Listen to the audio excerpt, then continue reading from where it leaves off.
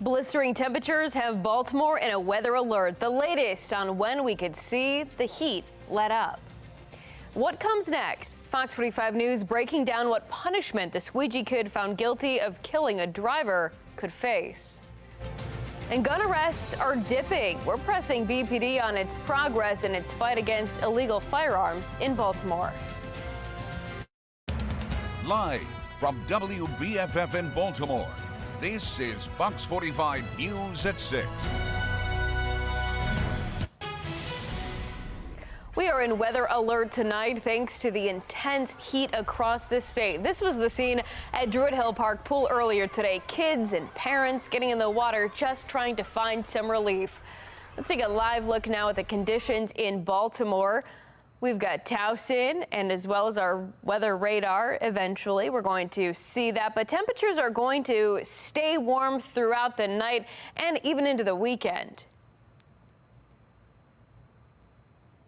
Thanks for joining us. I'm Mackenzie Frost in for Maxine tonight. We're in the middle of one of the hottest stretches of the year, so let's get right to meteorologist Jasmine Lomax with the latest. Thanks, Mackenzie. We are dealing with very hot temperatures, but not just that. We're also talking storms, some of which are strong, even severe, now starting to move into the state. We've got 2 severe thunderstorm warnings in place. Now, the second one, including parts of Frederick and Montgomery counties, the National Weather Service has actually said this one can lead to considerable damage. They're saying wind gust of 70 miles per hour and also golf ball size hail possible. And that's all within this severe thunderstorm warning, currently moving east-northeast. Now, the second one also moving east-northeast. So even though these are still well a ways from the Baltimore area, they are moving toward us. And over the next few hours, we will be dealing with showers and storms. Taking a larger look at things, and you can see much of the state in pink under that severe thunderstorm watch. This runs through 11 p.m. So in addition to the hot temperatures that we have, we'll also be dealing with storms. I'll break down the timing of the storms, and I'll let you know when we get relief from the heat in my Weather Authority forecast. Back to you. Jasmine, thanks. According to Baltimore Rec and Parks, community pools throughout the city will be staying open until 7:30 tonight due to that code red alert. You can find a list of open public pools on our website right now at foxbaltimore.com. And the CDC has some tips to stay hydrated in the extreme heat. First, drink before you even feel thirsty. The CDC says by the time you do feel thirsty, you're already started to get dehydrated. And if you're going to be out in the heat, CDC recommends drinking 1 cup of water every 15 to 20 minutes, but don't go overboard. You shouldn't drink more than 48 ounces of water per hour.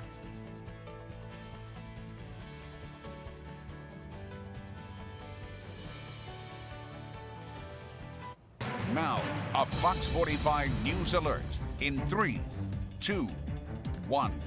Developing tonight, we're learning more information about Roy McGrath's death. This is what we're told. The former top aide in Governor Larry Hogan's administration was killed when he shot himself, but was also simultaneously shot by the FBI. That according to a news release from the Office of the Knox County, Tennessee District Attorney General. Officials say they were unable to determine which bullet actually killed McGrath. McGrath was on the run for 3 weeks before his federal trial on theft and fraud charges, which was set to happen in March in Baltimore. Well, no charges will be filed against the agent who shot McGrath because the investigation determined the agent was acting in self-defense. Mackenzie? Okay, thanks. A 16-year-old squeegee kid is waiting for his sentencing after being found guilty of voluntary manslaughter. Tavon Scott was just 14 when he shot and killed Timothy Reynolds during an incident near the Inner Harbor. Now he's facing the possibility of decades in prison. His defense team is trying to move his case to the juvenile court system to avoid that punishment. Fox 45's Rebecca Pryor spoke with a legal expert about the verdict in the trial and what comes next. Well, the defense argued this was self-defense, while the prosecution said it was murder.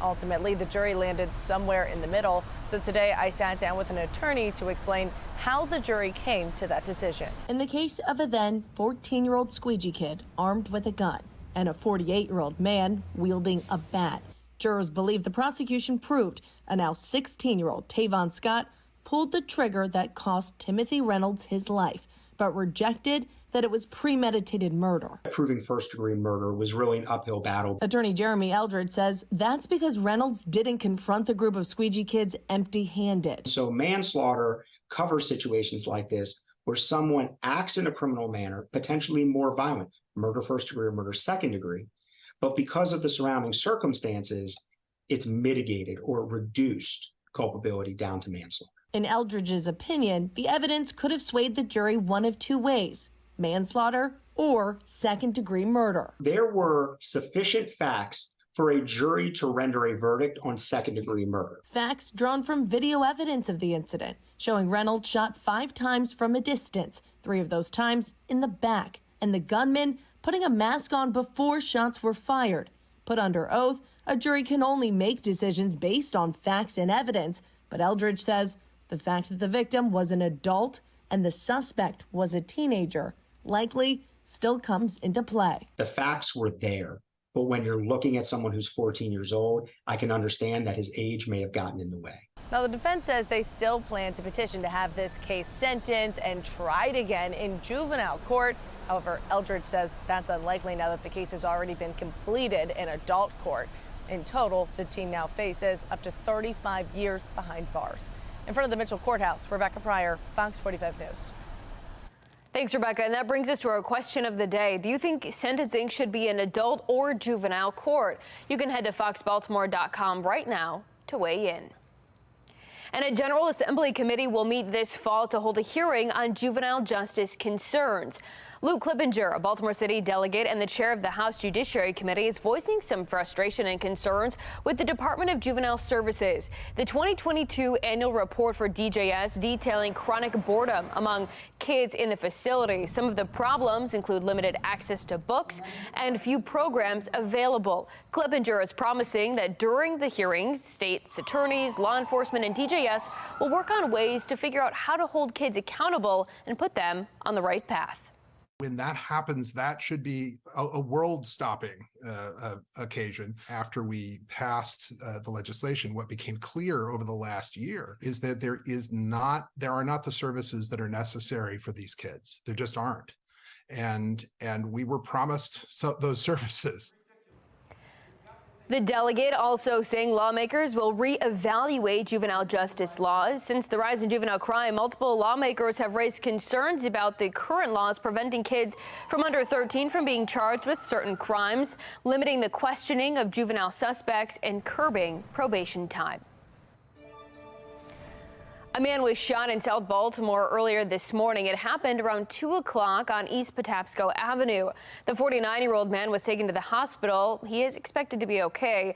Anyone with information should contact police directly or Metro Crime Stoppers at the number on your screen, 1-866-7-LOCK-UP. According to Baltimore police, 387 people have survived being shot in Baltimore this year. 157 people have been killed. While those numbers are down from this time last year, there are growing concerns over BPD's arrest numbers when it comes to gun crimes. Fox 45's Alexa Ashwell digs deeper into the city's latest arrest data and is pressing city police for some answers. Overall, Baltimore police have made more arrests this year compared to this time last year. That's according to the latest statistics posted online. But district-wide gun arrests are down. Illegal guns are often blamed as a catalyst for the violence across Baltimore, a focus in the city's crime fight. So far this year, there have been 775 gun arrests across the city's police districts.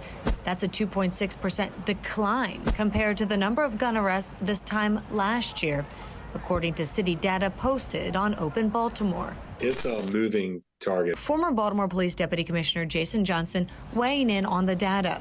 A deeper look into the statistics show gun arrests declined more than 28% within a 28-day period compared to the same time frame back in 2022. A surprising decree says this year the administration has touted the increase in gun arrests, most recently during the June 21st public safety meeting. Fox 45 News questioning Baltimore police, asking why the sudden decline in gun arrests. Gun arrests citywide year to date are down. They're down a little bit from last year. One district, they're up very significantly, the Eastern District. The Eastern District showing a 163% increase in gun arrests. Johnson says this likely comes down to enforcement and added resources. During the June 21st public safety hearing, BPD discussing the city's West Side and East Side initiatives, including a mobile metro team. Weapons, the carrying and possession of them, also a large problem here in Baltimore. Last school year, police seized a record number of guns from students on Baltimore City school property. But according to these latest statistics, juvenile arrests for carrying or possessing a weapon are down about 13% compared to this time last year. Fox 45 News again questioning police. We're seeing arrests up in areas like stolen vehicles, which is another area where juveniles are closely associated with that criminal offense of stealing vehicles and using them to commit other crimes. We're seeing arrests up. Those cases sometimes can be a lot easier to solve because proactive policing is what results in making gun recoveries and making arrests. And in most districts, the Baltimore Police Department not yet able to answer our gun-related questions, but a spokesperson pointing out there have been less arrests for crimes such as homicide and non-fatal shootings because there have been less of those crimes committed this year. The spokesperson also pointing out the clearance rate for homicides and non-fatal shootings is higher compared to last year. We'll post the full response on our website at foxbaltimore.com. Alexa Ashwell, Fox 45 News. Honoring an Orioles superfan who passed away. How the team is remembering Mo Gaba 3 years after his death. Republicans claiming the country is operating on a two-tiered justice system, comparing investigations of former President Trump to Hunter Biden. I'm Janae Bowens in Washington with the details. Fox 45 News, winner of 16 2022 Regional Emmy Awards, more than all other Baltimore news stations combined.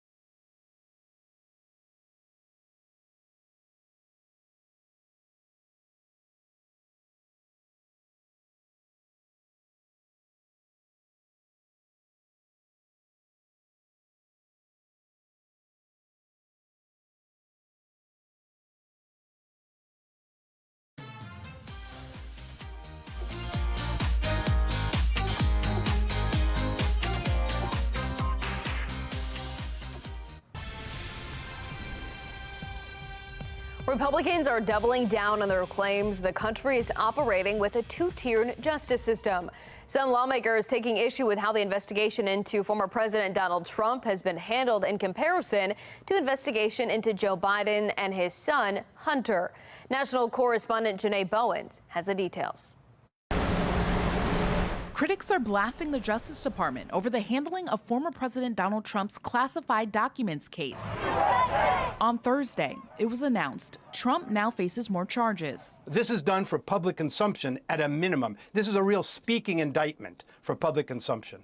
Republicans accused the Justice Department of slow-walking investigations into President Biden and his son Hunter, and weaponizing the government to take down Biden's main political opponent. If you have a government that's been turned against the very people it's supposed to serve, turned against we the people, that's a problem. The White House denies the allegations. The president respects the Department of Justice, their independence.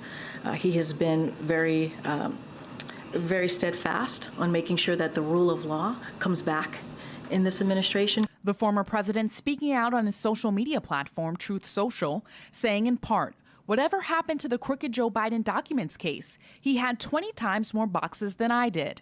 He goes on to say, almost nothing was done. Republicans who argue there's a two-tier justice system rigged against them are also calling out the length of the Hunter Biden investigation for potential violations of tax and money laundering laws. It started back in 2018. We are going to make sure that there's a single standard of justice in this country. You know, if Hunter Biden were a Republican, he probably would have been in jail 3 years ago. The White House says when it comes to Hunter, they're letting the Justice Department handle it. From a presidential perspective, is there any possibility that the president would end up pardoning his son? No. Now, Judicial Watch, a conservative oversight group, filed a lawsuit against the Justice Department for records regarding Hunter Biden. Now, they say the Justice Department obstructed an IRS criminal investigation implicating President Joe Biden. Janae, a U.S. District Court judge has stalled Hunter Biden's plea deal. What happens next with that? So on Wednesday, the judge gave defense lawyers and prosecutors 30 days to explain why she should accept the deal. Mackenzie. Janae Bowens, national correspondent, thanks so much for joining us.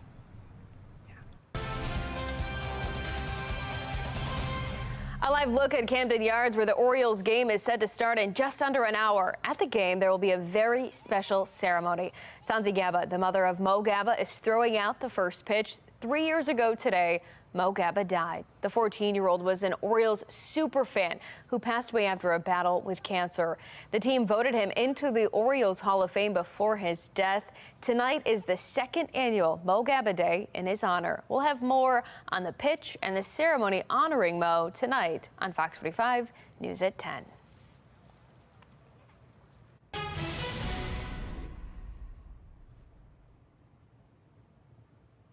Right now, you're taking a look over the harbor and over Towson, where it's dry. We have some sunshine, but that will quickly change as we get ready for storms. You can see those storms on the HD radar as we're dealing with a lot. The hot temperatures and also the storms, some strong, some severe, as we get ready to head into the evening. So you certainly want to make sure that you are staying weather alert. Now, currently outside, we are seeing temperatures mainly in the 90s, 96 here in Baltimore, all ahead of that next weather maker. It is very humid, and our heat index coming in at 111. You really want to make sure that you are staying hydrated and practicing heat safety over the next few hours as we continue to deal with these hot temperatures, but also make sure that you are prepared for storms. Across the state, we're mainly seeing those numbers in the 90s. Heat indices are in the triple digits for much of us, and now we're getting ready for storms. We have a few severe thunderstorm warnings in place, including Frederick and Carroll counties. We've also got a severe thunderstorm warning in place for part of Montgomery County. That system is moving to the east-northeast, and with that, the National Weather Service actually said there's a considerable threat for damage. They're talking 70-mile-per-hour wind gust and golf ball-sized hail. So you want to make sure that you have multiple ways of receiving alerts or warnings as these storms continue to move to the east-northeast. Here's a larger look, and there is more that's on the way as we head into the evening and then the night. We'll be dealing with those showers and storms. Some could be strong, even severe. Around 7 p.m., those storms arrive here in the Baltimore area, and there could be some spots of heavy rain and, of course, gusty winds. That's the primary threat. Hail as well. Tomorrow morning, though, we start off with dry weather. This does change as we get closer to noon. We'll have our next round of showers and storms. Some, again, could be strong, even severe, but much of this clears by the late afternoon and will stay mostly dry after that. We'll wake up to plenty of sunshine on Sunday, and then into the afternoon, it's looking much better with temperatures in the upper 80s and closer to average. We are under a slight risk for strong to severe storms tomorrow, and that's threat level 2 of 5.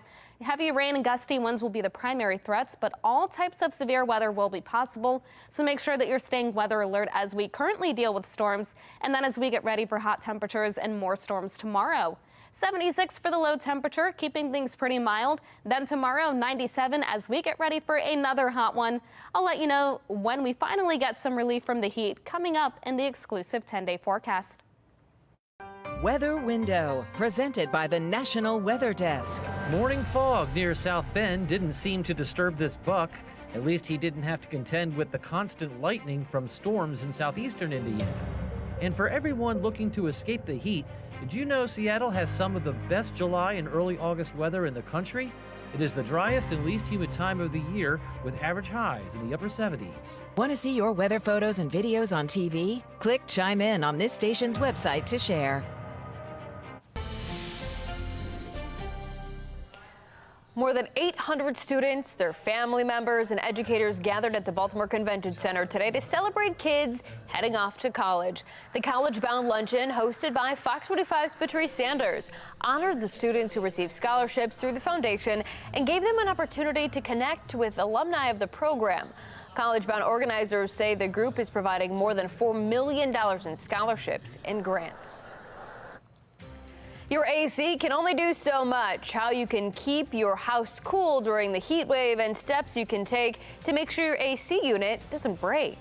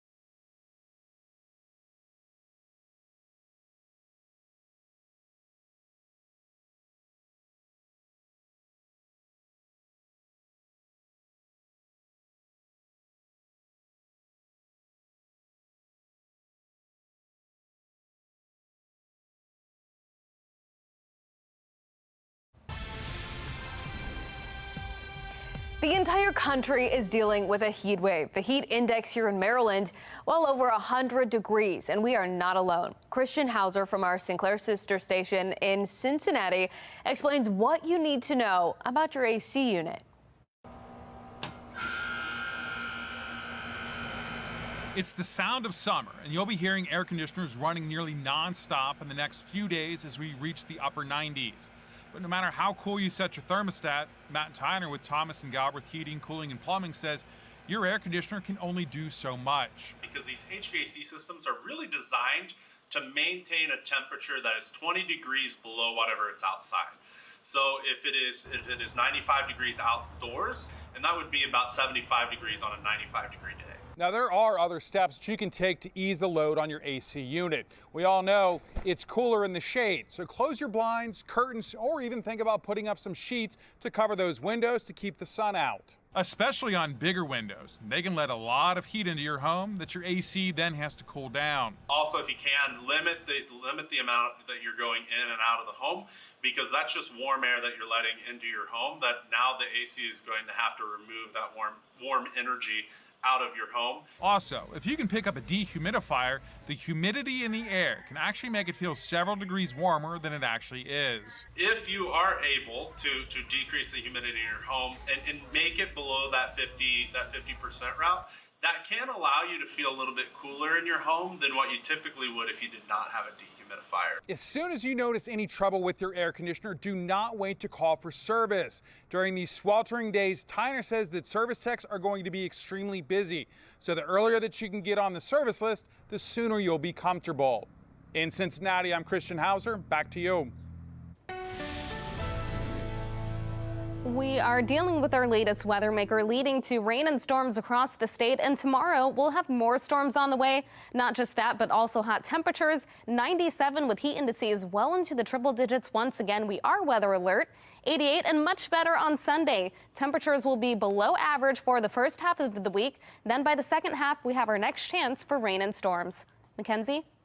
All right, Jasmine, thanks. With temperatures heating up, Baltimoreans are rushing to pools to beat the heat. And that includes a baby river otter at the Maryland Zoo. I love this story. Take a look. The otter making sure not to overheat with a quick dip in their personal pool. The zoo says this little baby otter has access to water 24/7. I have watched this video on loop, and I suggest you do the same. That's all for Fox 45 News at 6. Family Feud is next. We'll see you right back here at 10.